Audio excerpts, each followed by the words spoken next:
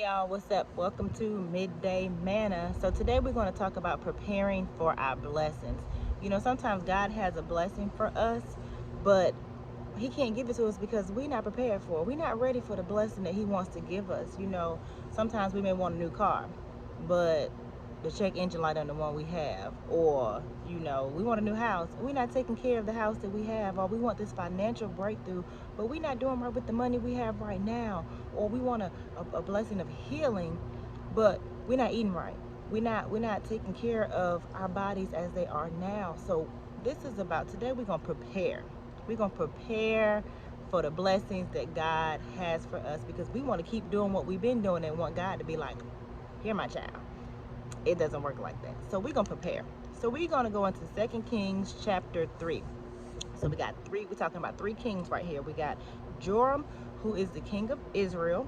We got Jehoshaphat, who is the king of Judah, and we got the king of Edom. So Joram and Jehoshaphat, they teamed up.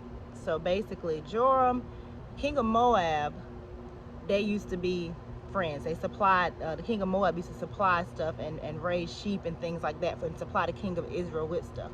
But when Joram became king, the king of Moab was like, nah, I ain't doing it no more. I don't know you. He tried to punk him. So Joram was like, I ain't gonna let you punk me. Like, what it looked like. Then everybody think they could just get over me. So I'm gonna have to let you punk me. So he went to Jehoshaphat and was like, look, bro, I gotta pull up. I gotta run up. You coming with me? Jehoshaphat was like, for sure. You rocking, I'm rolling. We ride or die. You my day one. Let's go. Where we going? Well, I need to pull up. So he was like, okay, we got to go through Edom. So that's how they met up with the king of Edom and was like, listen, this the deal. You coming. He was like, bet, say less. So 3 kings on their way to battle the king of Moab. Now they did around about a march. They done marched 7 days, y'all, for themselves. And then they marched 7 days. This 7 days they done ran out of water. They don't have no more water for them or the animals with them. So maybe they tired and thirsty. It's a struggle out there. So now the king of Israel like, bruh, did the Lord let us come out here? What we do? Did we make a mistake? Did the Lord let us come out here, all three of us, all strong, to be killed by Moab? Like, what's up with this? So Jehoshaphat like, listen, bro, ain't nobody out here no prophet. Can't nobody give us some advice because what we doing? What's going on out here? So somebody brought up Elisha. So called Elisha up. They were like, listen, we need your help. We need a word from the Lord. Let us hear something. So Elisha felt away. First of all, he don't like the king of Israel because the king of Israel turned away from God. He had some sins from his father that he kind of held onto. He's not as bad as his father, but he held onto some stuff from his father. So Elijah really feeling the way. He was like, what we got to do with each other? Go to the prophets of your father and your mother. What you over here in my face for? What you talking to me for? So he's like, nah, don't be like that. Don't be like that. It's all three of us. Don't be like that. So Elijah was like, bet the only reason I'm gonna talk to you is because I fools with Jehoshaphat. Jehoshaphat is good.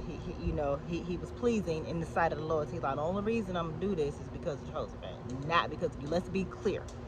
So this is what the Lord is saying. So the Lord told them to make this valley full of ditches.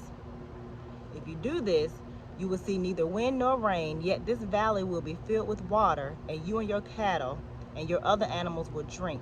This is an easy thing. God is like, this is nothing for me. This is an easy thing in the eyes of the Lord. He will also hand over Moab to you. So listen, all they had to do was dig ditches. Dig ditches. Dig the ditches, and then the Lord said basically just wait for the blessing. You ain't going to see no wind. You ain't going to see no rain. I mean, it's not going to storm. That means it's not going to be no storm that's going to cause the water to come down into them ditches. Bruh, that just God said, Dick, do what I say you do, what I told you to do, and then watch me work. Okay? So from that means we got to do something though. We got to prepare. If we want a blessing, we have to listen to what he's telling us to do. As crazy as it may sound, however it may be, do it. And then after that, wait for the blessing. But we have to do something first. A lot of times we want God to bless us and we ain't doing nothing. We aren't doing anything to prepare for that blessing. So we have to do something first. Dig your ditches. So the next morning, when they got up and it was time for sacrifice, there it was.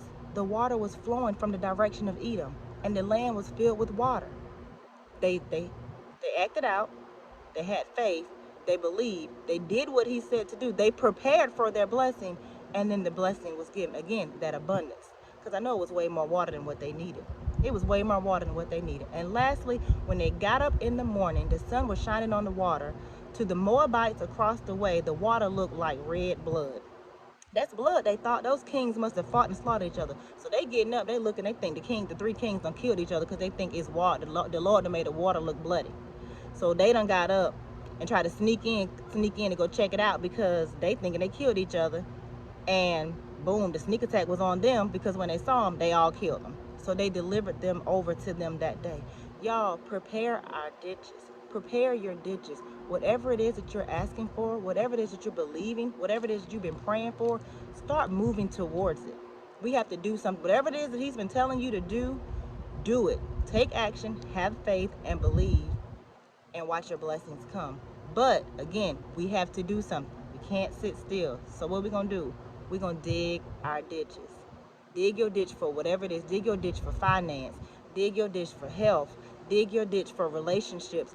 Dig your ditch for whatever it is that you're believing for, and get ready for it. All right. Bye-bye.